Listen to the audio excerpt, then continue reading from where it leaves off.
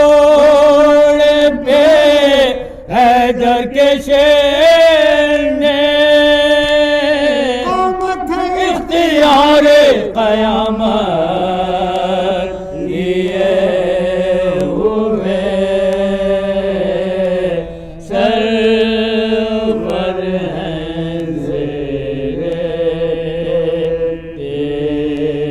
یہ رفعت لیے ہوئے پدر سے مانگنے یہ ہے اذن جان اکبر پدر سے مانگنے یہ ہے اذن جان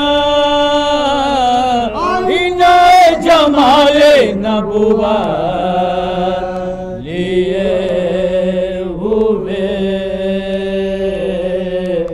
سرور ہیں زیرِ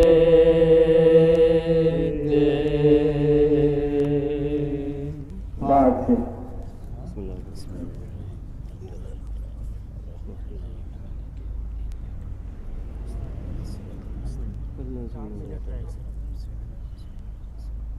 اللهم صل على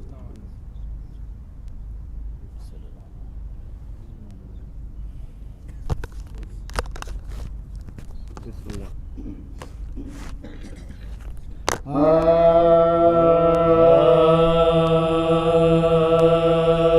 شیر کے عباس نے جب پیاس کی شدت دیکھی عباس نے جب پیاس کی شدت دیکھی فرمایا بہت ہم نے مصیبت دیکھی زوں کی رفیقوں کی شہادت دیکھی آئے ہوئے آپ کی صورت دیکھی آئے ہوئے آپ کی صورت دیکھی لائیں گے دریا کی اجازت دیجئے ڈوکا تصدق ہمیں رخصت دیجئے ڈوکا تصدق ہمیں رخصت دیجئے اب مجھے واللہ نہیں مرنے سے ڈر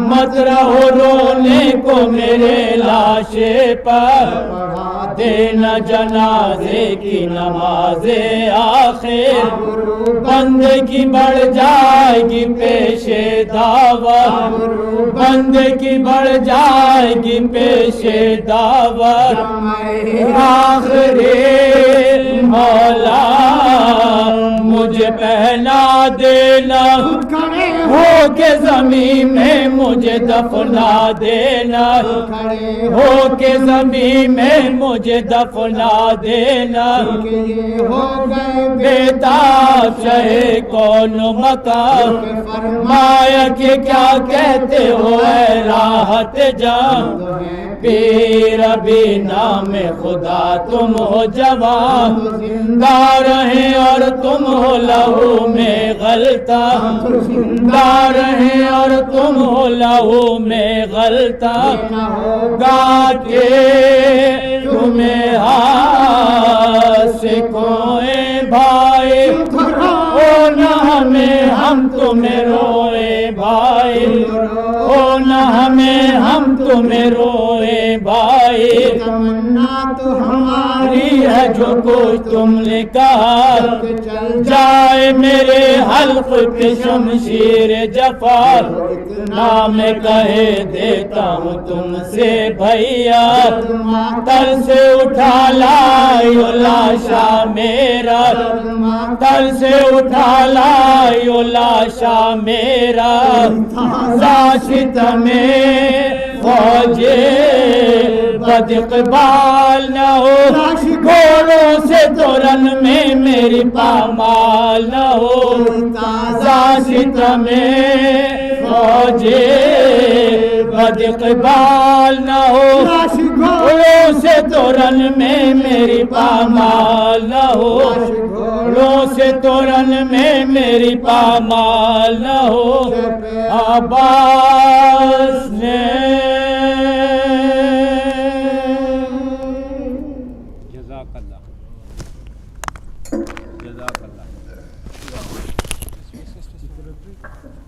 مومنین جو حضرات بغیر ماسک کے بیٹھے ہوئے ان سے میری گزارش ہے کہ وہ والنٹیئر سے ماسک لے لیں اور مجلس میں شرکت فرما لیں۔ درود بھیجے محمد و آل محمد۔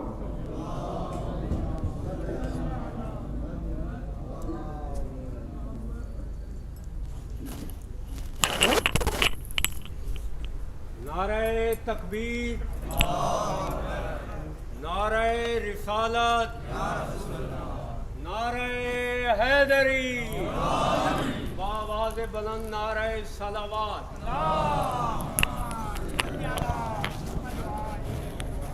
والنٹیئر سے لے لیں، وہ ماسک ہیں آفس میں ہیں، ماسک آپ لے لیں۔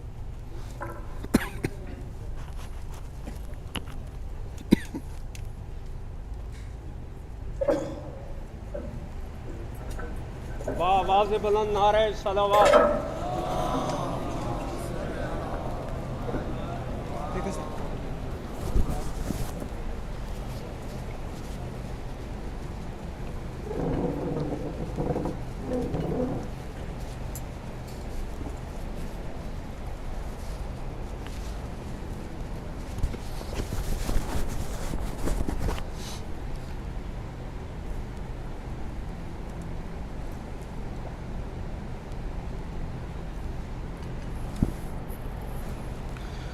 ایک بار پھر صلوات پڑھیں محمد والے۔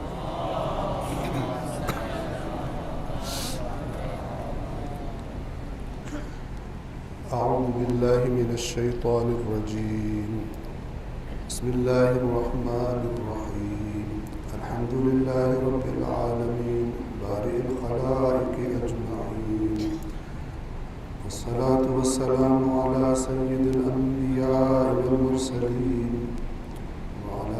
أهل بيته الطيبين الطاهرين المعصومين، واللعنة الدائمة على أعدائهم أجمعين من يوم عداوتهم إلى قيام يوم الدين.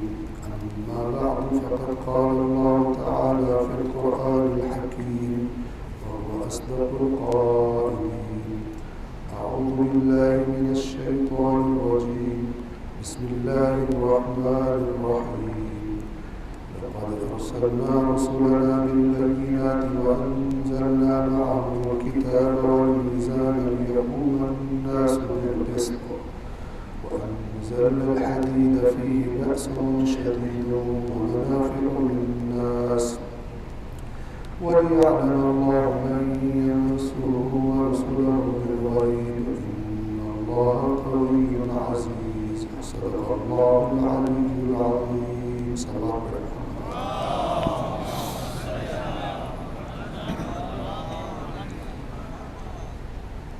حسین علیہ السلام علمبردار نظام توحید، دین پر حملے کے زمانے میں حقیقی دین کا علمبردار نواسۂ رسول حسین علیہ السلام۔ سورۃ الحدید آیت نمبر 25، بے شک ہم نے اپنے رسولوں کو بھیجا روشن معجزات دے کر، اور ان کے ساتھ کتاب نازل فرمائی اور میزان نازل فرمایا۔ یہ سب کس لیے کیا؟ تاکہ لوگ عدل پر زندگی گزاریں، انسانی معاشرہ عدل پر قائم ہے۔ اور ہم نے لوہا نازل کیا، اس میں شدید سختی ہے، یعنی لڑائی کا سامان ہے، اور لوگوں کے لیے منافع فوائد ہیں، اور تاکہ اللہ جانے کہ کون غیب پر ایمان رکھتے ہوئے اللہ کی اور اس کے رسولوں کی نصرت کرتا ہے البتہ یہ تمہاری آزمائش ہے، اللہ محتاج نہیں ہے۔ ان اللہ قوی عزیز، اللہ بڑی قوت والا اور ایسا غالب آنے والا ہے کہ جس پر کوئی بھی دوسرا غالب نہیں آ سکتا۔ صلوات پڑھیں محمد والے۔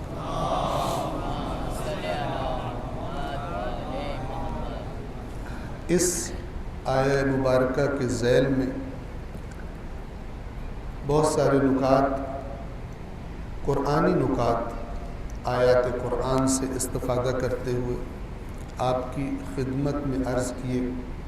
یہ جتنی آیات ہم نے پڑھی، اگر آپ ان آیات کو دیکھیں اور کربلا میں جو میدان سجایا تھا امام مظلوم نے، اس کو دیکھیں تو بڑی آسانی سے واضح ہو جائے گا ذہنوں میں کہ انہی آیات کے احکام کی، انہی آیات کی بتائی ہوئی اقدار، ویلیوز کو زندہ رکھنے کے لیے اور زندہ کرنے کے لیے وہ میدان سجا تھا۔ اور پھر جس کو یہ سمجھ آ جائے اس کے لیے آسان ہے راستے کا انتخاب کرنا، اپنی زندگی گزارنے کے طریقے کا انتخاب کرنا۔ حسین صرف اس زمانے والوں کے لیے چراغ ہدایت نہیں تھے، حسین تا قیامت آنے والوں کے لیے چراغ ہدایت ہے۔ حدیث میں آیا کہ اللہ کے نبی صلی اللہ علیہ وآلہ وسلم سے یہ حدیث نقل کی گئی، ان لقتل الحسین فی قلوب المؤمنین حرارتا لا تبرد ابدا، کہ بے شک حسین کے قتل کی وجہ سے مومنوں کے دلوں میں، البتہ مومن وہ کہ جو حقیقی مومن، بے شک قتل حسین کے سبب مومنوں کے دلوں میں ایک ایسی حرارت، ایک ایسا جذبہ پیدا ہو گیا ہے، اللہ نے کر دیا ہے جو کبھی ٹھنڈا نہیں۔ یہ عزاداری، یہ مجالس، یہ ماتمی جلوس، یہ اسی جذبے کا اظہار ہے کہ جنہیں نہ کوئی ٹھنڈا کر پایا اور نہ کوئی ٹھنڈا کبھی کر پایا۔ جس نے بھی کوشش کی زمین و آسمان پر بدنام ہے اور برے انجام کا مستحق ہے۔ کل ہم نے آپ کی خدمت میں سورۃ الانفال کی آیات کو پڑھنا شروع کیا تھا۔ آغاز موضوع کیا تھا کہ حقیقی نظام توحید کو جو قبول کر لیتا ہے، یعنی حقیقی مومن جو بن جاتا ہے، اس کی نشانیاں، ایمان کی اس کے وجود پر تاثیر، کیا کیا اثر ڈالتا ہے ایمان مومن پر، وہ بتائیں چند ایک آپ کی خدمت میں عرض کروں۔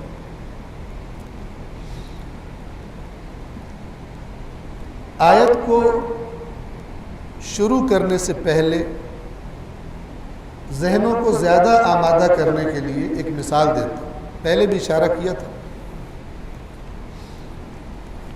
اگر آپ بازار سے جا کر دوا خریدیں، ڈاکٹر آپ کو نسخہ لکھ کر دے، آپ دوا خریدیں ایک دکان سے اور ایک دوسرا کسی اور دکان سے خریدے، آپ دونوں ڈاکٹر کی ہدایت کے مطابق اس دوا کو کھانا شروع کریں، اس پر دوا اثر کر رہی ہو، آپ پر کوئی اثر نہ ہو رہا ہو، اور فرض یہ کریں کہ دونوں کے اندر کوئی ایسی چیز نہیں ہے جو دوا کو بھی اثر کر دیتی، دوا کا اثر لینے والا، قبول کرنے والا بدن ہے، لیکن وہ کھاتا ہے تو اثر ہوتا ہے، بہتری ہو رہی ہے اس کی صحت میں۔ توجہ فرمائیے، آپ کھائے جا رہے ہیں لیکن کوئی بہتری نہیں ہو رہی، آپ کے ذہن میں کیا آئے گا؟ ممکن ہے وہ جو دوا کھا رہا ہے، جس دکان سے اس نے خریدی ہے، اس کی دوا اصل ہو اور میں جہاں سے خرید کے لایا ہوں مجھے اصل دوا کے نام پر جعلی دوا دے دی گئی. آپ نے تحقیق کی، وہ وہاں پر لے کر گئے دوائی کو جہاں پر اصلی اور جعلی ہونا چیک ہو جاتا ہے، تو آپ کو پتہ چلا کہ آپ کو دوائی اگرچہ اسی طرح کی پیکنگ میں دی گئی تھی لیکن دوا جعلی تھی. جعلی دوا اثر نہیں کرے گی، آپ اصل دوا اثر کرے گی. اسی طرح ایمان کا معاملہ ہے. اللہ مومن کی نشانیاں بتا رہا ہے، اللہ مومن کے دل پر ایمان کے اثرات بتا رہا ہے. ایمان قبول کرنے والا مومن کیا کرتا ہے، کیا صفات اس میں پیدا ہو جاتی ہیں، ان کے نتیجے میں کیسے اعمال کرتا ہے، اللہ وہ بتا رہا ہے. اللہ سے بڑھ کر بتانے والا کوئی نہیں ہے. وہ خالق ہے انسان کا، وہ جانتا ہے کس چیز کا انسان کے دل پر کیا اثر ہوتا ہے اور پھر اس کے وجود سے کیسے اعمال صادر ہونے لگتے ہیں. وہ بتا رہا ہے کہ جس نے ایمان قبول کر لیا اس کے اندر یہ حالات کی تبدیلی پیدا ہو جاتی ہے. اگر میں اپنے آپ کو مومن کہتا ہوں لیکن ان میں سے بتائی گئی صفات میں سے، ان اثرات میں سے میں اپنے اندر احساس نہیں کرتا، اس کا مطلب ہے جسے میں ایمان کہہ رہا ہوں وہ حقیقی ایمان نہیں. واضح ہے؟ اللہ ایمان کی نشانیاں بتائے. اللہ کس لیے بتا رہا ہے کہ اگر تم اپنے آپ کو مومن سمجھتے ہو تو چیک کرو یہ تمہارے اندر ہو رہا ہے یا نہیں ہو رہا. یہ ان چیزوں کی ان کا ذائقہ اپنے اندر احساس کرتے ہو یا نہیں کرتے ہو. اگر کرتے ہو، جتنا بھی کرتے ہو اتنا تمہارے اندر ایمان کا درجہ موجود ہے. جتنا زیادہ احساس کرتے ہو اتنے اونچے درجے کے مومن ہو، جتنا کم احساس کرتے ہو اتنا کم درجے کے مومن ہو. اور اگر ان چیزوں میں سے کچھ تمہیں احساس ہی نہیں ہوتا، ان اعمال میں سے کوئی اعمال تم کرتے ہی نہیں ہو، پھر تم لاکھ اپنے آپ کو مومن کہہ کر نعرے مارتے پھرو. مومن اور غیر مومن ہونے کا فیصلہ اللہ نے کرنا ہے، تم نے نہیں کرنا. تو پھر آیات قرآن کی مدد سے ہم اپنے آپ کو ادھر ڈھالنے کی کوشش کرتے ہیں جس طرح ڈھالنے کا اللہ نے چاہا. اگر ان چیزوں کو اپنے اندر زیادہ پاتے ہیں اللہ کا شکر ادا کریں اور ان کی حفاظت کریں اور بہتر کرنے کی کوشش کریں. اگر کم پاتے ہیں غور کریں کیوں کم ہے، زیادہ کرنے کی کوشش کریں. اور اگر پاتے ہی نہیں ہیں تو استغفار کریں، نیند سے بیدار ہوں، غفلت سے باہر نکلیں. قرآن مجید فرماتا ہے وَلَا تَكُونَنَّ مِنَ الْغَافِلِينَ، ہرگز غافلوں میں سے نہ ہو جائیں. غفلت بہت بری چیز ہے. نیند بھی غافل کرتی ہے. بعض اوقات بندہ سمجھتا ہے میں جاگ رہا ہوں، جاگتے ہوئے غافل ہو جاتا ہے. جدھر توجہ کرنی چاہیے اس سے ہٹا کر کہیں اور توجہ کر لیتے. قرآن نے فرمایا الہاکم التکاثر، دنیاوی مال اور دنیاوی چیزوں کی کثرت زیادہ کرنے کے مقابلوں نے تمہیں اصل چیز سے تمہاری توجہ ہٹا دی ہے، تمہاری توجہ اور طرف کر دی ہے. جہاں توجہ ہونی چاہیے وہاں نہیں کر رہے. حتی زرتم المقابر، کب تمہاری توجہ ہوگی؟ جب قبروں میں پہنچ جاؤ. اس توجہ کا پھر فائدہ نہیں ہوگا. پہلے توجہ کرو. تمہاری منزل آخرت ہے. یہ دنیا گزرگاہ ہے. یہاں کے لیے ایسے پلان نہ بناؤ جیسے تم نے کبھی یہاں سے جانا ہی نہیں. تھوڑی سی بھی توجہ کرو تو تمہیں معلوم ہے کہ تمہیں یہاں سے جانا ہے. سورۃ الانفال، یسألونک عن الانفال، اے رسول آپ سے انفال کے بارے میں سوال کرتے. کل میں نے انفال کا معنی بیان کر دیا تھا. قل الانفال للہ والرسول، کہہ دیجئے کہ انفال اللہ کے لیے اور اس کے رسول کے لیے، یعنی اصل مالک اللہ ہے ان کا اور اللہ کا رسول اس کی نمائندگی میں تقسیم کرے گا کہ ان انفال کے ساتھ کیا کیا جائے گا. فاتقوا اللہ، بس تم اللہ کا تقوی اختیار کرو.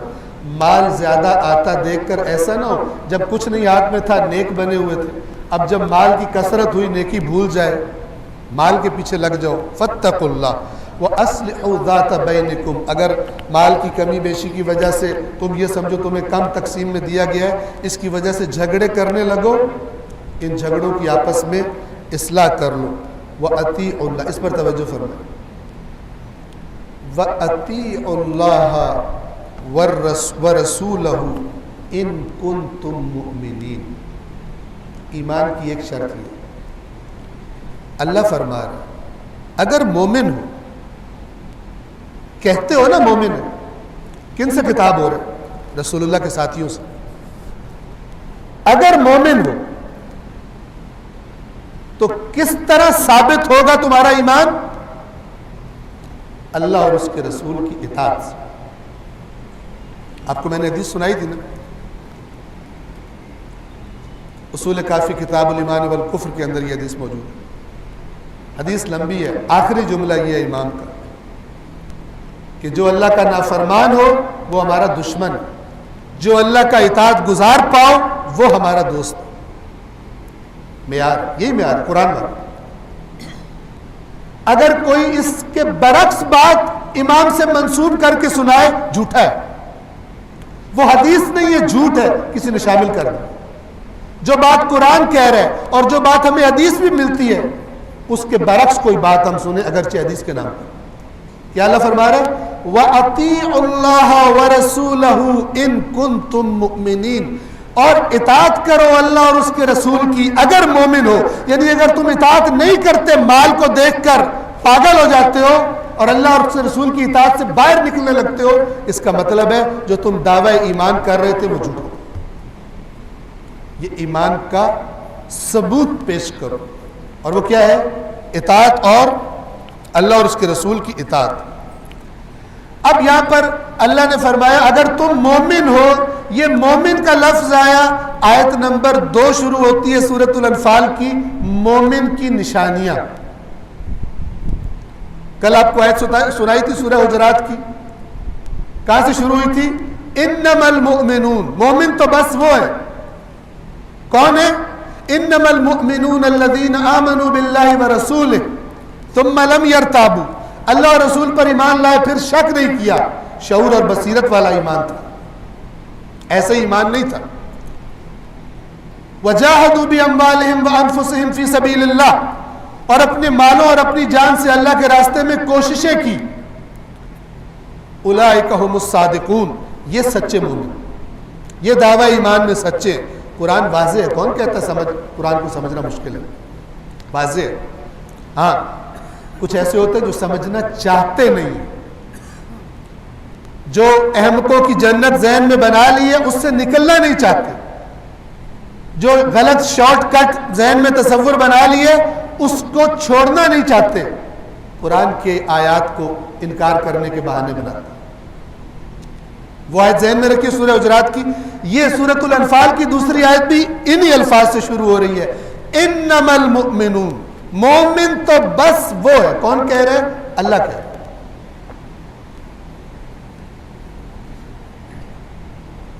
کس کتاب میں کہہ رہے ہیں؟ اس کتاب میں کہ لا ریب فیہ، جس میں کوئی شک نہیں۔ کس کتاب میں کہہ رہے ہیں؟ فرمایا لا یأتیہ الباطل من بین یدیہ ولا من خلفہ، ایسی کتاب جس کے نہ سامنے سے باطل داخل ہو سکتا ہے نہ اس کے پیچھے سے باطل داخل ہو سکتا ہے، آگے پیچھے۔ قرآن کے اندر باطل کے داخلے کے تمام راستے اللہ نے بند کر دیے، جو ہے حق ہے۔ اب دیکھیے اللہ بتا رہا ہے مومن کون ہے۔ انما المؤمنون، مومن تو بس وہ لوگ ہیں، پہلی نشانی الذین اذا ذکر اللہ وجلت قلوبهم، غور فرمائیے، وہ لوگ ہیں مومن کہ جب اللہ کا ذکر کیا جاتا ہے ان کے سامنے،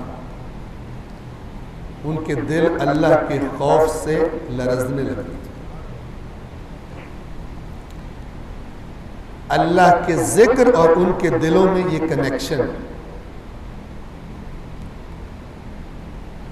اس صفت میں تمام دنیا میں سب سے بلند محمد وآل محمد، بلند آواز سے صلوات پڑھیے محمد وآل محمد۔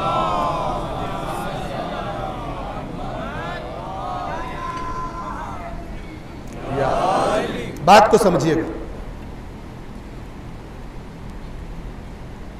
کیوں رسول اللہ آدھی آدھی رات کبھی اس سے بھی زیادہ اللہ کی بارگاہ میں کھڑے ہو کر عبادت کرتے ہیں اور گریہ کرتے ہیں،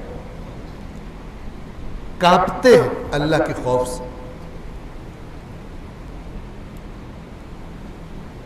مولا کائنات علیہ الصلاۃ والسلام کے زہد و عبادت کے واقعات پڑھیں۔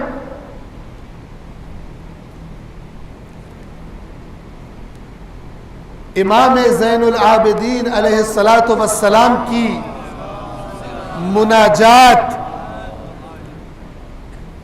زبور آل محمد، صحیفہ سجادیہ جسے صحیفہ کاملہ بھی کہتے ہیں، اس کو پڑھیے آپ، انداز دیکھیے اللہ سے کلام کریں۔ یہ دکھاوا نہیں ہے، بعض جاہل نافہم کہتے ہیں یہ ہمیں سکھانے کے لیے امام روتے تھے۔ کیوں؟ بے معرفت ہے، سمجھتے ہیں یہ جو استغفار کرنا ہے یہ صرف گناہگار کے لیے، اور کیونکہ وہ گناہگار نہیں ہے لہذا استغفار چھ معنی دارت۔ استغفار کا کیا معنی ہے؟ یہ نافہم ہے۔ توجہ فرمائیے گا اس نقطے پر۔ رسول اللہ اور ان کے اہل بیت کون لوگ ہیں کہ جو اللہ تبارک و تعالی کی معرفت میں وہ مقام رکھتے ہیں جو کوئی دوسرا نہیں رکھتا۔ اللہ کی ذات کی معرفت، اس کی صفات کی معرفت۔ اب جب وہ اس عظیم ذات کو اپنے سامنے پاتے ہیں تو اگرچہ اس کے احکام پر اس طرح محنت کی ہو، اس کی اطاعت کی ہو کہ جس کی مثال نہ ملتی ہو، لیکن جب وہ اس ذات کی عظمت کو دیکھتے ہیں تو ان کی زبانوں سے نکلتا ہے خدایا تو اتنا عظیم ہے کہ ہم حق ادا نہ کر سکیں۔ توجہ فرمائیے گا، گناہگار نہیں ہے لیکن اس کی عظمت کے سامنے اپنے آپ کو اتنا کم پاتے ہیں، جب اپنی اطاعت کو دیکھتے ہیں کہتے ہیں تیرا حق ادا نہیں کر سکتے، اور اسی کو اپنے لیے گویا ایک ایسی چیز کے طور پر لیتے ہیں جس سے استغفار کرتے ہیں۔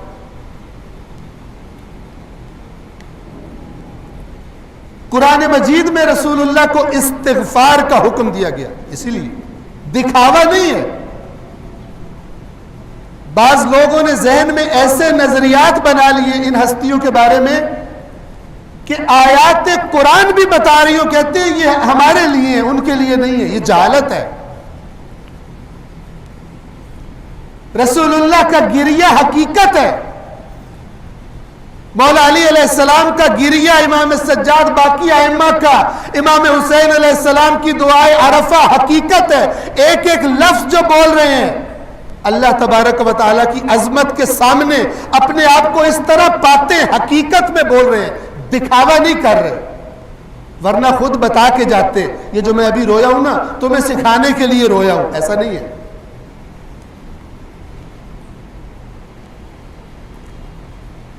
یہ سردار ہے جن کی نشانی بتائی جا رہی کہ انما المؤمنون الذين اذا ذكر الله وجلت قلوبهم، مومن تو بس وہ ہے کہ جب ان کے سامنے اللہ کا ذکر ہوتا ہے اس کے خوف سے۔ یہ کون سا خوف ہے؟ یہ وہ خوف نہیں ہے جو ایک مجرم کو قاضی کے سامنے ہوتا ہے، یہ وہ خوف ہے جو کسی عظیم ذات کی عظمت اور ہیبت کے روب کی وجہ سے ایک عبد پر، ایک بندے کے دل پر طاری ہوتا ہے۔ یہ وہ خوف ہے، اس کی وجہ سے دل ہلتے ہیں۔ ایسی کیفیت ہمارے اندر پیدا ہوتی ہے اللہ کا نام سن کر، اللہ کا ذکر سن کر، یا خدا نخواستہ ایسے ہو گئے کہ اگر کوئی تقریر میں مثلا مسلسل خدا کا ذکر کرے تو ہمیں وسوسے ہونا شروع ہو جاتے ہیں کہ یہ کیسی تقریر کر رہا ہے۔ مانوس نہیں ہے اللہ کی ذکر اور اللہ کی تعریف سے، انس نہیں ہے۔ خدا نخواستہ ایسے تو نہیں کہ قرآن کہتا ہے کہ وَإِذَا ذُكِرَ اللَّهُ وَحْدَهُ، کہ جب یہ سورہ مومن جسے سورہ غافر بھی کہتے ہیں، اس میں ان کی نشانی بتائی کہ جو مومن نہیں ہے، آخرت پر ایمان نہیں رکھتے، ان کی نشانی، قرآن نشانیاں بتاتا ہے، قرآن نشانیاں بتاتا ہے، یاد رکھیے، تا قیامت میں یار دیتا ہے۔ فرماتا ہے وَإِذَا ذُكِرَ اللَّهُ وَحْدَهُ، اور جب ذکر کیا جاتا ہے اللہ کا، وحدہ، صرف اس کا، اشمئزت قلوب الذین لا یؤمنون بالآخرہ، وہ لوگ جن کے دلوں میں ایمان نہیں ہے آخرت پر، ان کے دل بوجھ محسوس کرنے لگتے ہیں، ان کے دل پکڑے جاتے ہیں، دلوں میں بے چینی ہونے لگتی ہے۔ مومنوں کی کیا نشانی بتائی؟ انما المؤمنون الذین اذا ذکر اللہ وجلت قلوبہم، جب اللہ کا ذکر کیا جاتا ہے ان کے دل لرزنے لگتے ہیں۔ شب عاشور جب مہلت مانگی امام حسین علیہ السلام نے، روایات میں بیان کیا گیا، توجہ فرمائیں کہ راوی بیان کرتے ہیں کہ میں نے حسین کے لشکر کو دیکھا تو کیا دیکھا اور کیا سنا؟ دیکھا تو یہ دیکھا، کوئی حالت قیام میں کھڑا ہے، کوئی حالت رکوع میں ہے، کوئی حالت سجدہ میں ہے، کوئی مناجات کر رہا ہے، کوئی قرآن کی تلاوت کر رہا ہے، سب ذکر خدا کی حالتیں مانوس ہیں اس سے۔ جس کے پاس کتاب قرآن ہو اور جس کے پاس مربی حسین ہو، اس کا دل ذکر خدا سے مانوس نہ ہو، یہ کیسے ہو سکتا ہے؟ امکان نہیں ہے۔ جو آخری رات میں بھی اللہ کے ذکر سے وقت گزارنا چاہ رہے ہیں، خدا کے ذکر میں، عبادات میں، مناجات میں، تلاوت میں، مانوس ہیں، دکھاوا نہیں کر رہے، کسی کو دکھانے کے لیے نہیں کر رہے کہ ہم یہ کام کریں گے تو ان اشقیاء کو ہم پہ ترس آ جائے گا۔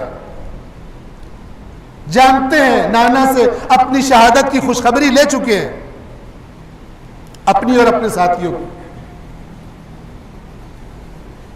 میرے دل میں کبھی کبھار ایسی حالت پیدا ہوتی ہے، یہ پہلی نشانی، انما المؤمنون الذین اذا ذکر اللہ وجلت قلوبہم۔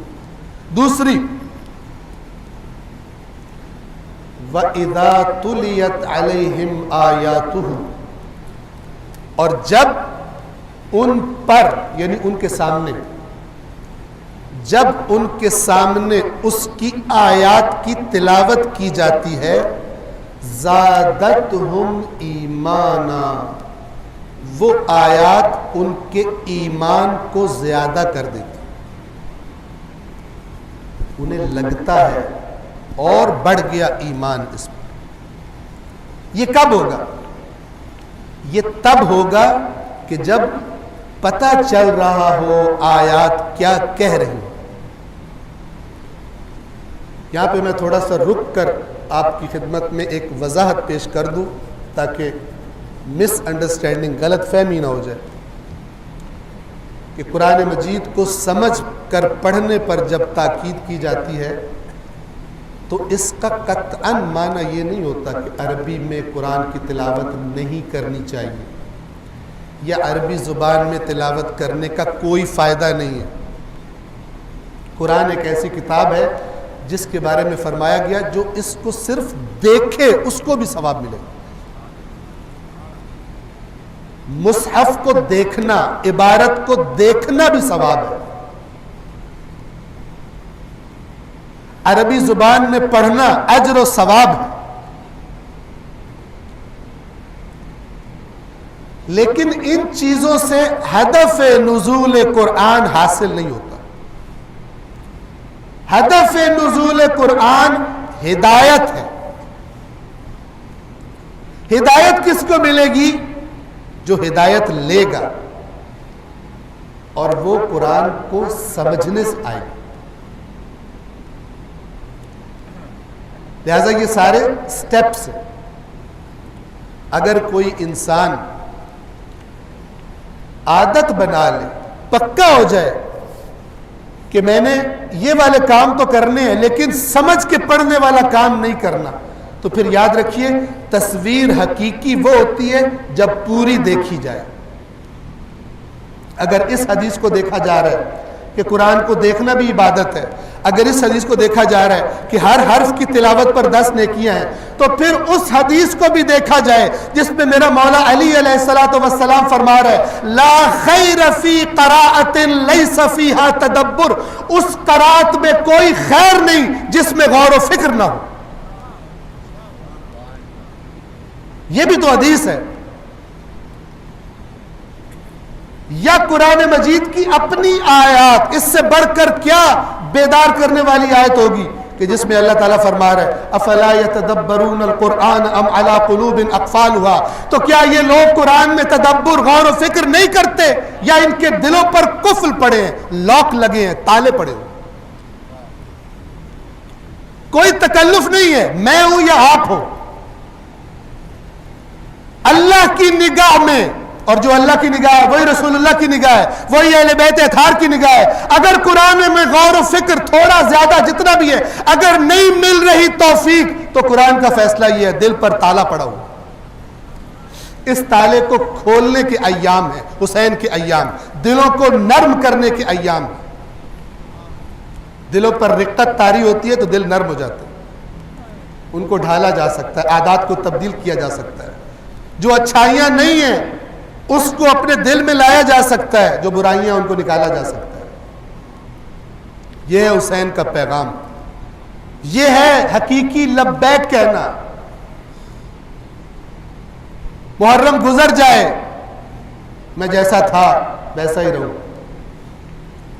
بعض لوگ محرم کے 10 ایام میں بعض غلط حرکات چھوڑ دیتے. میں خود جانتا ہوں کبیرہ گناہ کے عادی ہیں، 10 دن چھوڑ دیتے. یاد رکھیے امام حسین علیہ السلام کا یہ بھی احترام ہے، لیکن اگر دل میں ایمان ہے تو یہ تھوڑا احترام کرنا بھی سبب بنے گا کہ انسان چھوڑ دے اس گناہ. لیکن اگر نہیں چھوڑ رہا تو پھر یہ کوئی اور چیز ہے، اپنے آپ کو دھوکہ دے رہا ہے. آپ نے دیکھا جناب حر کے واقعے میں جناب سیدہ کا احترام کرنا حر کی زندگی بدل دیتا ہے. کربلا ہے ہی زندگیاں بدلنے کے لیے. اگر مجھ میں تبدیلی پیدا نہیں کر رہی کربلا، میں مجالس سنتا ہوں، میں مصائب سنتا ہوں، لیکن میرے اندر کوئی انقلاب پیدا نہیں ہو رہا، وہ چیزیں جو میرے حسین کو ناپسند ہے اپنے ماننے والے کے وجود میں، وہ میرے اندر سے ختم نہیں ہو رہی. مجھے اپنی فکر کرنے کی ضرورت ہے. میرے اندر خوف پیدا ہونا چاہیے کہ میرا دل کتنا سخت ہے، میرا دل کتنا سخت ہے. آپ حر کو دیکھیے، انہوں نے تو تب تبدیلی کا فیصلہ کیا جب سامنے موت دکھائی دے رہی تھی. ہم تبدیل ہوں، سامنے موت تو نہیں دکھائی دے رہی.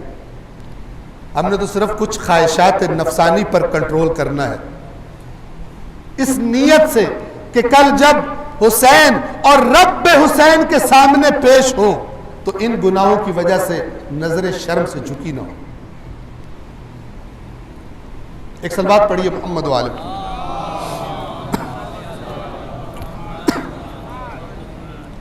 وَإِذَا تُلِيَتْ عَلَيْهِمْ آیاتُهُ، اور جب ان پر، ان کے سامنے اس کی یعنی اللہ کی آیات کی تلاوت کی جاتی ہے، زادتہم ایمانا، ان کے ایمان کو وہ آیات بڑھا دیتی. یہ وہی ایمان ہے جو ایک زندہ سرسبز و شاداب جڑوں والا پھل دینے والا درخت ہے.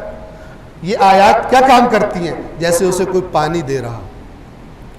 جب پانی دیا جاتا ہے وہ اور پھلتا پھولتا ہے، وہ اور زیادہ پھل دیتا ہے، اس کی جڑیں اور مضبوط ہو جاتی ہیں، اگتا ہے، مضبوط ہوتا ہے. مردہ پودا، مردہ درخت جتنا مرضی پانی دیتے رہو کوئی حرکت نہیں ہوتی اس میں. اگر میرے دل میں زندہ ایمان ہے، حقیقی ایمان ہے، تو اللہ اس کی نشانی یہ بتا رہا ہے کہ جب تو میری آیات کو سنے گا تجھے اپنا ایمان بڑھتا محسوس ہوگا، تجھے حرکت محسوس ہوگی اپنے دل میں۔ اگر محسوس نہ کرے تو پھر جس کو تو ایمان سمجھ رہا ہے وہ کوئی اور چیز ہے، کوئی جعلی دوا تجھے بیچی گئی ہے، کوئی اور چیز ایمان کے نام پر تجھے بتائی گئی ہے۔ حقیقی ایمان یہ تاثیر رکھتا ہے۔ تیسری نشانی وَعَلَىٰ رَبِّهِمْ يَتَوَكَّلُونَ، اور صرف اپنے رب پر توکل کرتے ہیں۔ یہ توکل کیا چیز ہے؟ توکل کا معنی یہ نہیں ہے کہ انسان اپنی ذمہ داری ادا نہ کرے، باہر نہ نکلے۔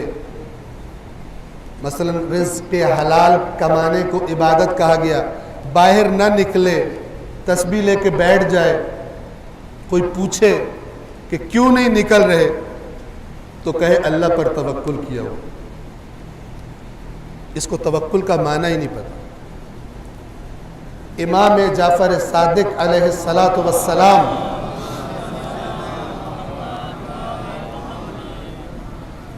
کا ایک صحابی کچھ دن نظر نہ آیا۔ امام نے اس کے دوستوں سے سوال کیا کہ نظر نہیں آتا، کہاں ہے؟ کہا جی وہ بڑا اللہ والا ہو گیا، بڑا نیک ہو گیا، انقلاب آ گیا اس میں۔ اہل بیت نے جو دین بتایا ہے وہ دین ہے۔ بعض لوگ اور راستوں پہ چل پڑتے ہیں، سمجھتے ہیں نیکی کا راستہ یہ ہے۔ اس کے دوستوں نے بتایا جی وہ اللہ اللہ کر رہا ہے، وہ ایک بیابان میں چلا گیا ہے، صحرا میں چلا گیا ہے، وہاں بیٹھ کے سارا دن اللہ کی عبادت کرتا ہے۔ امام نے پوچھا تو پھر اس کے جو اہل و عیال ہیں، اس کے بیوی بچے، وہ کہاں سے کھاتے ہیں؟ اس کے دوستوں نے کہا جی یہ سعادت اللہ نے ہمیں نصیب فرمائی ہے، ہم جا کے اس کے گھر دے آتے ہیں تاکہ وہ اپنی عبادت کر سکے۔ امام نے فرمایا تم سب اس سے زیادہ نیک ہو، اللہ کے ہاں تمہارا اجر جو تم کام کر رہے ہو تم سب کا اجر اس سے زیادہ ہے۔ کیوں؟ وہ اپنی ذمہ داری چھوڑ کر وہ کام کر رہا۔ یہ نہیں سکھایا اہل بیت۔ آج بعض لوگ ایسے ہوتے ہیں اور بڑے وہ بعض اوقات جعلی پیر فقیر بھی بنے بیٹھے ہوتے ہیں۔ علی ربہم یتوکلون کا مطلب کیا ہے؟ بہت بہت بڑی بات ہے، توجہ فرمائیے گا۔ توکل ایک ایسی چیز ہے کہ جب مومن کے اندر یہ پیدا ہو جاتا ہے اس کے اللہ پر ایمان کی وجہ سے، اس ایمان کی وجہ سے جس کی نشانیاں بتائی رہی ہیں، تو پھر جب بھی کوئی مشکل وقت آ جائے، بڑے سے بڑی طاقت اس کے سامنے کھڑی ہو اور بظاہر یہ تعداد میں بھی کم ہو، ظاہری قوت میں بھی کم ہو، کوئی بڑی سے بڑی طاقت بھی اس کو میدان سے ہٹنے نہیں دیتی۔ یہ توکل ہوتا ہے۔ کیا مطلب؟ میرے ذمے ہے میدان میں آنا، میرے ذمے ہے تلوار چلانا، اگرچہ سامنے والے بہت زیادہ ہیں، میرے ذمے یہ کام کرنا ہے۔ آپ نے وہ واقعہ سنا ہوگا، حضرت ابراہیم کو جب آگ میں ڈالا جا رہا تھا، وہ آگ جب بھڑکائی جا رہی تھی تو ایک چھوٹا سا پرندہ اپنی چونچ میں چند قطرے پانی لے کر اس آگ کی طرف جا رہا تھا۔ کسی نے پوچھا کدھر جا رہے ہیں؟ اس نے کہا ابراہیم کے لیے جو آگ جلائی گئی ہے اسے بجھانے کے لیے جا رہا ہوں۔ تو طنز کیا گیا کہ اپنی اوقات دیکھ، اپنی چونچ دیکھ اور کتنا اس آگ کو دیکھ۔ اس نے کہا مجھے بھی پتا ہے، لیکن جو میری ذمہ داری ہے مجھے وہ ادا کرنی ہے، آگے خدا کی مرضی کیا نتیجہ نکلے۔ ہم میں سے کوئی کہے ہماری ذمہ داری بنتی ہے مثلا غریبوں کی مدد کرنا، میں اکیلا کیسے غریبوں کی مدد کر سکتا ہوں، اتنی زیادہ غربت ہے۔ یہ جملہ نہیں ہونا چاہیے۔ تو اپنے حصے کا کام کر اور اللہ پر توکل کر۔ یہ توکل ہے جو میدان میں آنے کا کہتا ہے، جو میدان میں ڈٹنے کا کہتا ہے۔ یہ توکل ہے جو کہتا ہے کہ جو جتنی طاقت تیرے اندر ہے تو اس رب کا سپاہی ہے, تو اس رب کا بندہ ہے, تو اس رب کی اطاعت کر رہا ہے جس نے قرآن میں تجھے بتا دیا ہے لا یکلف اللہ نفسا الا وسعها, اللہ کسی کو اس کی طاقت سے بڑھ کر ذمہ داری اس کے کندھوں پر نہیں ڈالتا. تو جتنا تیری طاقت میں ہے تو وہ تو کر, پھر نتیجہ اللہ پہ چھوڑ دے. اس کا نام توکل ہے. اسی لیے کربلا والے میدان میں رہے, سامنے والے بہت زیادہ تھے, انہوں نے کہا ہم حسین کا ساتھ دیں گے, نتیجہ جو بھی نکلے, اگر فتح ہو جائے تو بھی حسن ہے, اور اگر شہادت مل جائے تو بھی حسن ہے. میدان نہیں چھوڑیں گے. یہ توکل ہے, انسان کو وہ طاقت دیتا ہے کہ ہر میدان میں اس کے پاؤں جمے رہتے ہیں, ڈرتا نہیں ہے, کام کو بڑا دیکھ کر بھاگتا نہیں ہے, کام چوری نہیں کرتا. یہ توکل ہے, نہ کہ اپنی ذمہ داری ادا نہ کرنا, یہ بہانہ بنانا کہ یہ سارا کام ہم کیسے کر سکتے ہیں, ہم نے سب کا ٹھیکہ تو نہیں لیا ہوا. مومن کو اللہ نے ٹھیکہ دیا ہوا, جتنی تیری طاقت ہے تو یہ کام کر, اور نتیجہ وہ اللہ کے ہاتھ میں, وہ کسی اور کے ہاتھ میں نہیں ہے. صلوات پڑھیے محمد وآل محمد.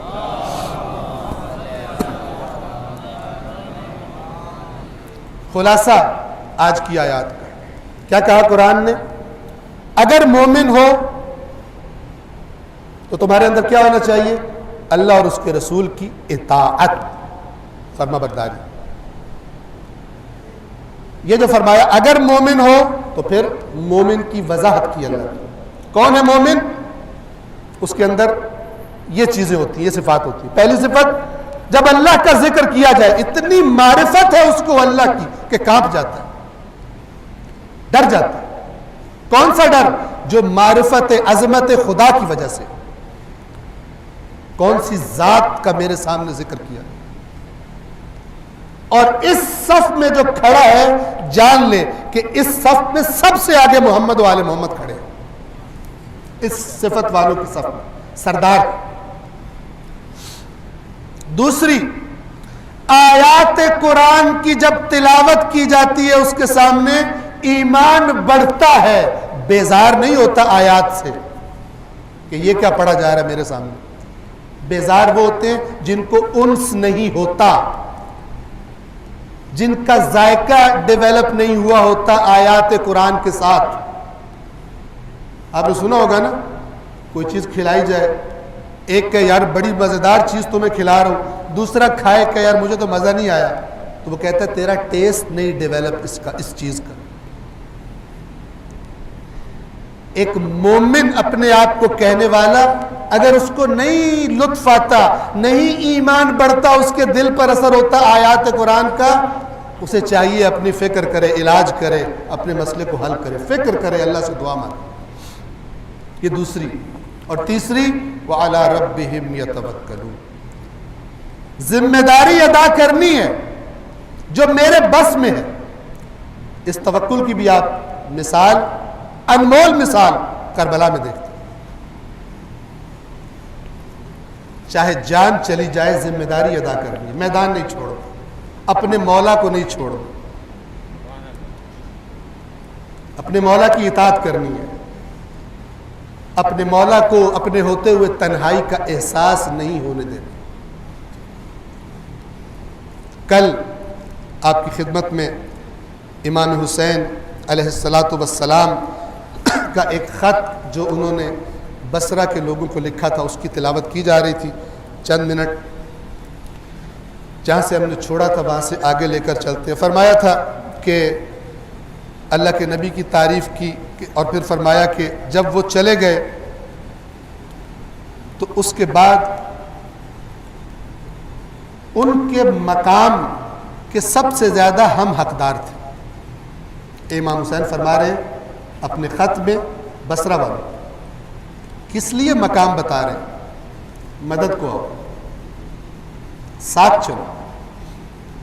یہ جو حدیث ہے نا, میرے اہل بیت کی مثال نوح کے سفینے والی مثال ہے. وہاں پہ کیا کہا, سفینے کو دیکھ دیکھ کے خوش ہوتے رہو, سفینے کی تعریفیں کرتے رہو, یا نہیں سفینے کے اندر سوار ہو جاؤ. سفینے کی جو منزل ہے تمہاری بھی وہی منزل ہونی چاہیے.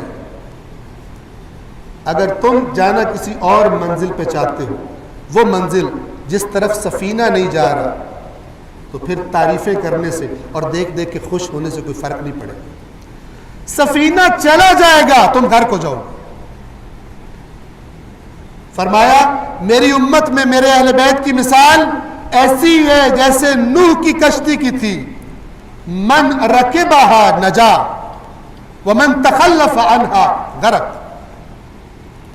جو اس میں سوار ہوا نجات پا گیا, کیونکہ کشتی میں سوار وہیں پہنچتا ہے جہاں کشتی پہنچتی ہے, اور جو پیچھے رہ گیا وہ غرق ہو گیا, اگرچہ نوح کا اپنا بیٹا ہی کیوں, اگرچہ اللہ کے نبی کا اپنا سگا بیٹا ہی کیوں نہ ہو, جو کشتی میں سوار ہوگا کشتی کے اندر چلا جائے گا وہ بچے گا. فرمایا کہ ہماری قوم نے ہم سے ہمارا وہ حق لے لیا اور ہم اس پر راضی ہو گئے. وَكَرِهْنَا الْفُرْقَ, راضی ہونے کا کیا مطلب ہے؟ ہم نے تفرقے سے کراہت کی.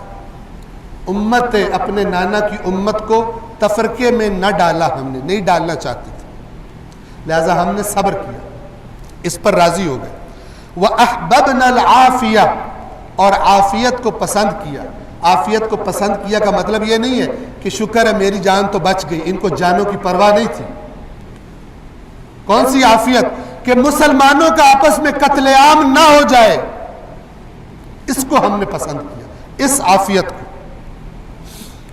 وَنَحْنُ نَعْلَمُ, اور ہم جانتے ہیں, أَنَّا أَحَقُّ بِذَلِكَ الْحَقِّ الْمُسْتَحِقِّ عَلَيْنَا مِمَّنْ تَوَلَّى, اور ہم جانتے ہیں کہ ہم جو بھی اس مقام پر بیٹھ رہا ہے اس سے زیادہ ہم حقدار ہیں, مستحق ہیں اس مقام کے. یہ امام حسین فرما رہے ہیں. کیا کہہ رہے ہیں؟ جو چڑھ بیٹھا ہے مسند خلافت پر وہ حقدار نہیں ہے, ہم حقدار ہیں. وَقَدْ بَعَثْتُ رَسُولِي إِلَيْكُمْ بِهَذَا الْكِتَابِ, اور میں نے اپنے پیغام رساں کو عربی زبان میں رسول کہتے ہیں, میں نے اپنے پیغام رساں کو اس خط کے ساتھ تمہاری طرف بھیجا ہے. اب توجہ فرما, میں کس لیے بھیجا ہے, کیا چاہتا ہوں میں, کیا کہہ رہا ہوں تم سے. وَأَنَا أَدْعُوكُمْ إِلَىٰ كِتَابِ اللَّهِ وَسُنَّةِ نَبِيِّهِ, دو چیزوں کی طرف تمہیں دعوت دے رہا ہوں. میں تمہیں دعوت دے رہا ہوں اللہ کی کتاب اور اللہ کے نبی کی سنت کی طرف. اور اگر ابھی تک تمہیں پتہ نہیں چلا کہ حالات کتنے بدل چکے ہیں تو حسین تمہیں بتا رہا ہے فَإِنَّ السُّنَّةَ قَدْ أُمِيتَتْ, اس لیے کہ بے شک سنت رسول کو مار ڈالا گیا ہے. وَالْبِدْعَةَ قَدْ أُحْيِيَتْ, اور بدعتیں یعنی دین میں نئی نئی چیزیں, نئے نئے نظریات, فاسقوں کی حکومت کی توجیحات اور تعویلات, یہ نئی نئی چیزیں بدعتیں ظاہر ہو رہی ہیں, ان کو زندہ کیا جا رہا ہے, سنت رسول کو مار ڈالا جا رہا ہے.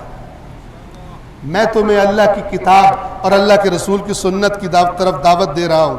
فَإِن تَسْمَعُوا قَوْلِي, پس اگر تم نے میری بات سنی. توجہ فرمائیں, اس سننے سے کیا مطلب ہے؟ صرف کان پر پڑ جانا نہیں.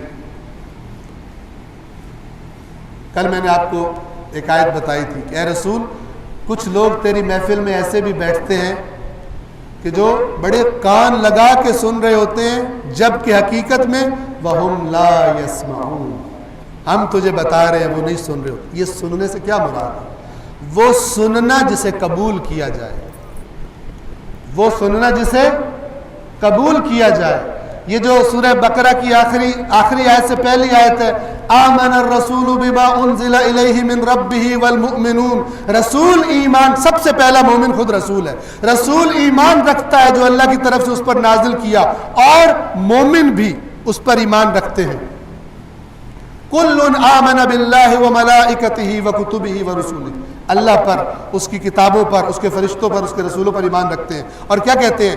لا نفرق، توجہ فرمائیے، لا نفرق بین احد من رسله. ہم یہ نہیں کہتے اس کو رسول مانتے ہیں دوسرے کو نہیں مانتے، سب انبیاء پر ہمارا ایمان ہے. وقالوا، اور کیا کہتے ہیں؟ اور کہتے ہیں سمعنا، ہم نے سن لیا، لیکن کون سا سنا؟ وَأَطَعْنَا، اطاعت کی. یہ ہے سننے کا معنی. اور ایک بنی اسرائیل کا سننا بتایا گیا، کہتے ہیں سمعنا وعصینا، سن لیا لیکن مانیں گے نہیں. یہ والا سننا ہے نہیں. امام فرما رہے ہیں، بصرہ والوں سے کہہ رہے ہیں فَإِن تَسْمَعُوا قَوْلِي أَهْدِكُمْ إِلَىٰ سَبِيلَ الرَّشَادِ، اگر تم نے میری بات سن لی یعنی مان لی تو میں حسین تمہیں ہدایت کے راستے کی طرف چلاؤں، ورنہ بھٹک جاؤ. بھٹک رہے ہو، تمہیں اس راستے سے ہٹایا جا رہا ہے جس راستے پر میرے نانا اس امت کو چلانا چاہتے تھے. ایک صلوات پڑھیے محمد و آل محمد.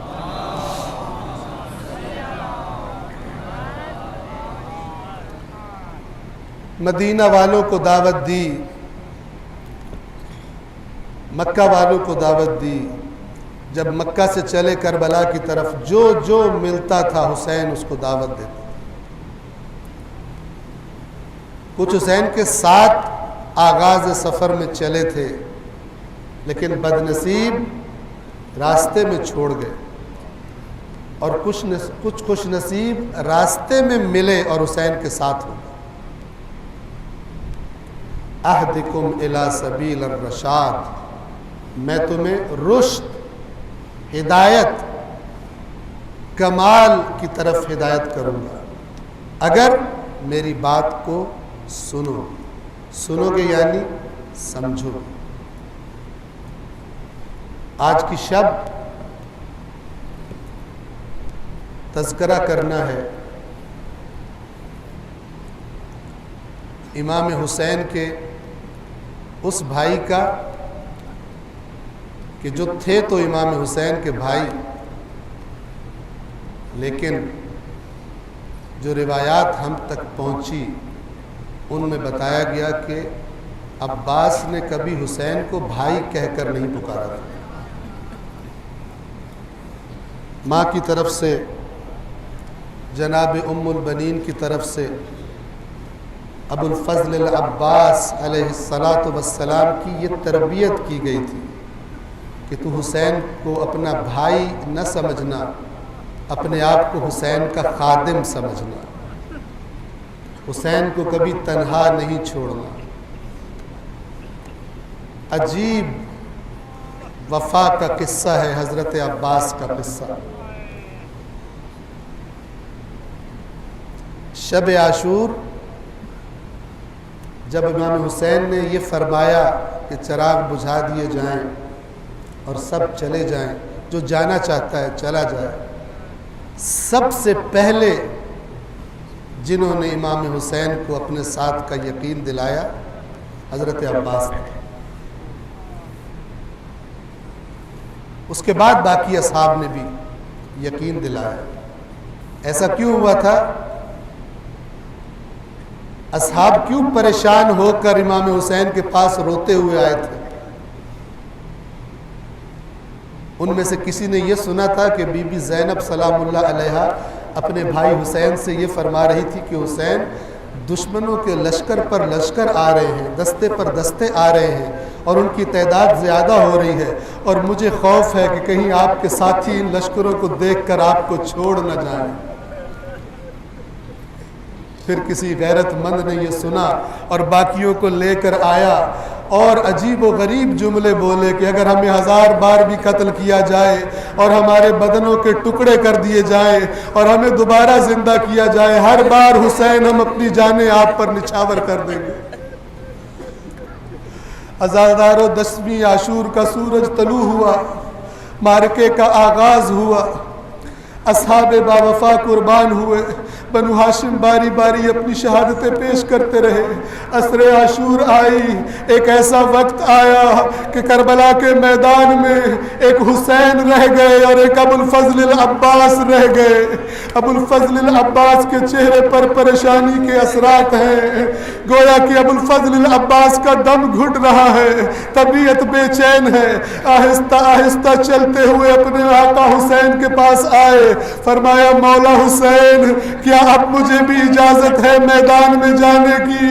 हुसैन कुछ ना बोले, बस एक जुमला निकला, इजाजत तो न दी, एक जुमला बोला, अब्बास अगर आपको भी इजाजत दे दूं तो आपको मालूम है आप तो मेरी फौज के सिपह सालार हैं, आप तो मेरी फौज के अलमदार हैं। अज़ादारो अब्बास ने एक दफा दाएं देखा, एक तरफ बाएं देखा, सारे मैदान पर निगाहें दौड़ाई, फिर आका हुसैन की तरफ नजरें न मिलाई, हुसैन की नजरों से अपनी नजरों को हुसैन के कदमों पर जमाया और कहने लगे आका वो फौज कहाँ है जिसका मैं अलमदार हूँ, वो फौज कहाँ है, वो सिपाही कहाँ है? अब हुसैन ने जो ये सुना तो कहने लगे अच्छा अब्बास अगर ये फैसला कर ही लिया है तो फिर अगर हो सके तो ये बच्चियां प्यासी हैं, अल अतश की आवाजें सुन रहे हो, अगर हो सके तो नहर अलकमा से चंद कतरे चंद घूंट पानी के ले आओ। अज़ादारो अब्बास आमादा हुए, लेकिन मैदान में जाने से पहले एक दफा खैमों की तरफ गए अब्बास ताकि बीबियों से अलविदा कर ले। जब बीबियों से अलविदा करने पहुंचे अज़ादारों गिरिए की आवाजें बुलंद हुई, कहीं से आवाज आती थी वाह गुरबता, कहीं से आवाज आती थी वाह हिजाबा, हाय हमारी गुर्बत, अब्बास हमें तन्हा न छोड़ो, हाय हमारे पर्दों के मुहाफिज। एक दफा हुसैन छोटी बच्चियों के खेमे में आए, क्या देखते हैं छोटे छोटे बच्चे, मासूम बच्चियां खुश्क मशकीज़ों को सीनों से लगाए रो रही हैं। सकीना आई हजरत अब्बास के पास, चचा इन बच्चियों की हालत देख रहे हो, अगर हो सके तो कुछ पानी लाकर हमें दे दो। अब्बास ने मशकीज़ा पकड़ा और चले मक्तल की तरफ। मकातिल में लिखा है, अज़ादारो इस जुमले को सुनिएगा, आहिस्ता आहिस्ता चलते हुए मरकब की तरफ जा रहे हैं कि अचानक अली की बेटी को देखा कि सामने आ गई, नजरें झुकाई। बीबी ज़ैनब ने फरमाया अब्बास थोड़ी देर मेरे सामने जमीन पर बैठ जाओ। अब्बास दो जानू होकर अदब से जमीन पर बैठ गए। हुसैन को आका कहते थे, बीबी ज़ैनब को आकाज़ादी कहते थे, आका की बहन कहते थे।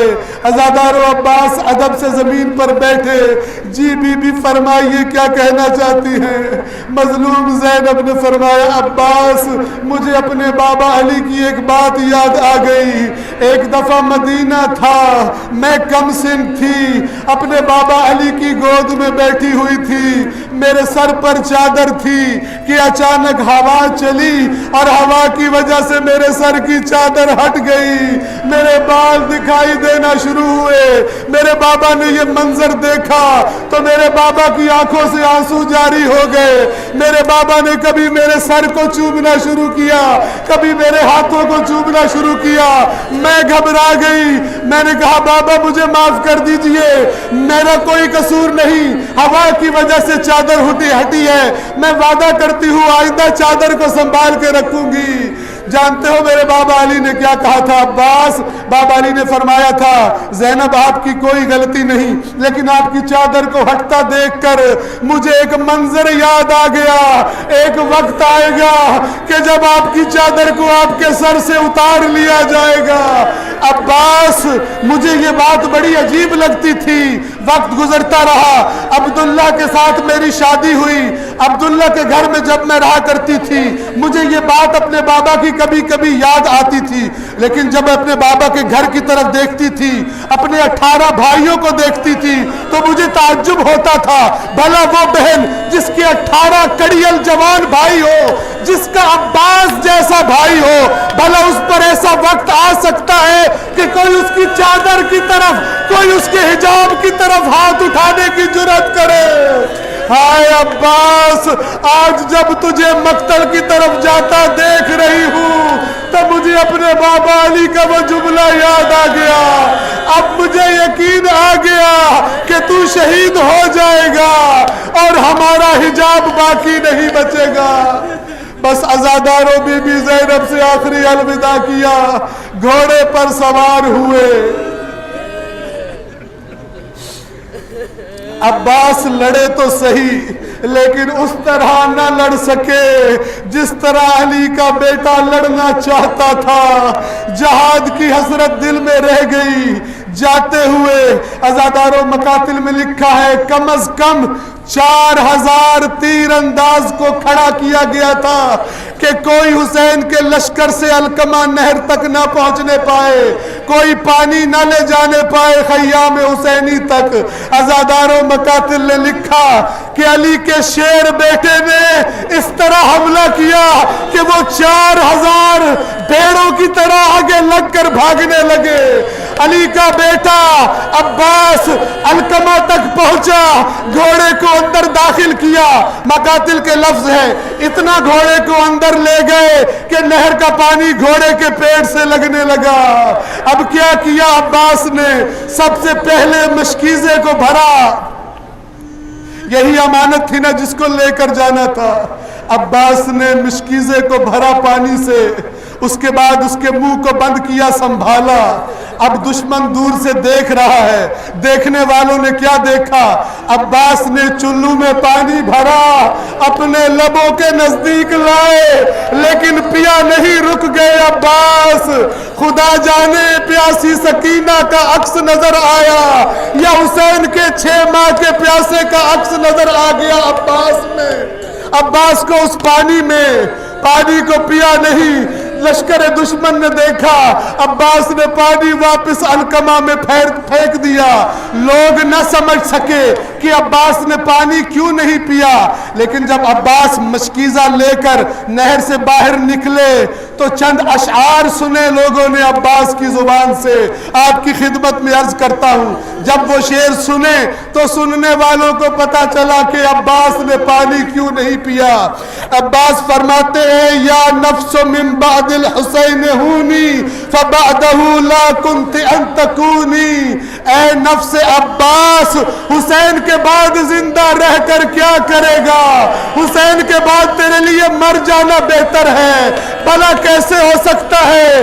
तो हुसैन तो प्यासे होठों के साथ शहादत का जाम नोश करने की तैयारी कर रहा हो और तू यहाँ पर मीठे पानी के घूंट पिए, तुझे कैसे ये गवारा हो सकता है? प्यासे होठों के साथ मशकीज़े की अमानत को संभाल कर अली का बेटा खैमों की तरफ चला। जो रास्ता आने के लिए रखा था, जाते हुए रास्ता बदल दिया और बयाबानों की तरफ से रास्ता अपनाया ताकि किसी लईन का तीर मशकीज़े को न लग जाए। अब्बास दूर हुए लश्कर से, अब्बास दूर हुए। अज़ादारों मुख्तसर करता हूँ, थोड़ी देर गुजरी थी कि नारा अब्बास बुलंद हुआ। अगर तुमने मेरा दाया हाथ काट भी दिया है तो भी मैं अपने हुसैन का दिफा करूंगा, तो भी मैं अपने दीन की हिफाजत करूंगा। थोड़ी देर और गुजरी, एक और नारा सुना गया कि अब्बास का बाया बाजू भी काट दिया गया।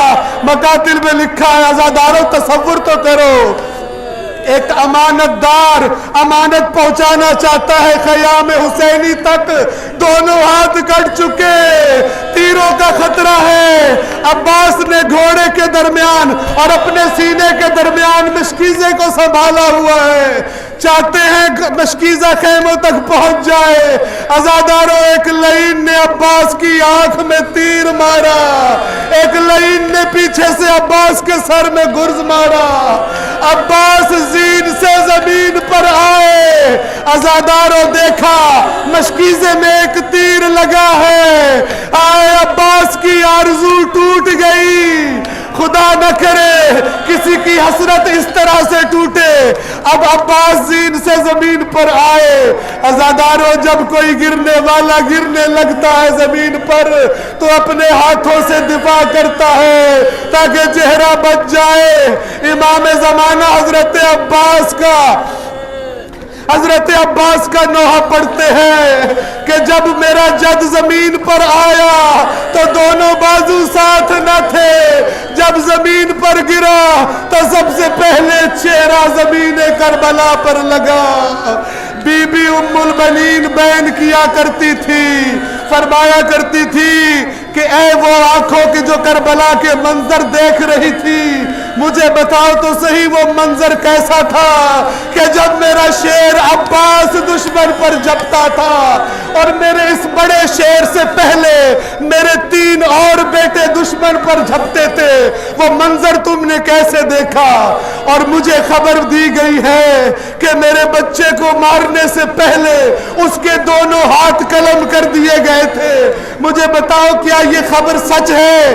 ہاں یہ خبر سچ ہی ہوگی، ورنہ کیسے ہو سکتا ہے کہ میرے عباس کے بازو سلامت ہو اور کوئی دشمن میرے حسین تک پہنچ جائے۔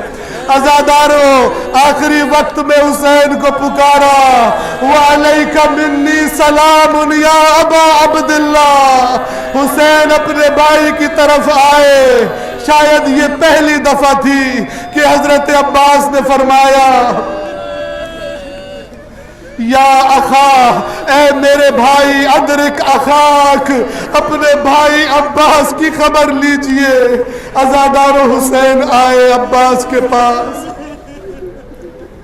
ظالموں نے اعلان کیے علقمہ چھوڑ دو، آؤ حسین کی بے بسی کا تماشا دیکھو، آؤ حسین کی عباس کی موت کا تماشا دیکھو، دیکھو کیسے اس کا سر گود میں لے کر رو رہا ہے۔ حسین، حسین کا تماشا دیکھنے لگے یہ لعین۔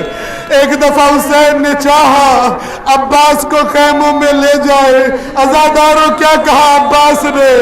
نہیں بھیا حسین، مجھے یہی چھوڑ دیجئے، مجھے خیموں میں نہ لے جائیے، میں آپ کی سکینہ کا سامنا نہیں کر سکتا، میں سکینہ سے شرمندہ ہوں، میں وہ امانت خیموں میں نہیں پہنچا سکا۔ بس عزاداروں، سب لاشیں لائے تھے حسین، لیکن عباس کو وہی چھوڑ کر واپس چلے۔ اب خیام میں سے بیویوں نے دیکھا کہ علم آ رہا ہے خیموں کی طرف، بچیاں خوش ہوئی، سکینہ کہنے لگی میرے چچا پانی لے کر آ رہے ہیں، لیکن عزاداروں علم قریب آیا تو کیا دیکھا؟ علم حسین کے ہاتھوں میں ہے، حسین کا سر جھکا ہوا ہے، عباس کی کوئی خبر نہیں آتی۔ بیویوں کی آوازیں بلند ہوئی، آئے ہمارا عباس کہاں رہ گیا؟ آئے ہمارے پردوں کا محافظ کہاں رہ گیا؟ الا لعنت اللہ علی القوم الظالمین وسيعلم الذین ظلموا أي منقلب ينقلبون۔ حاتم عباس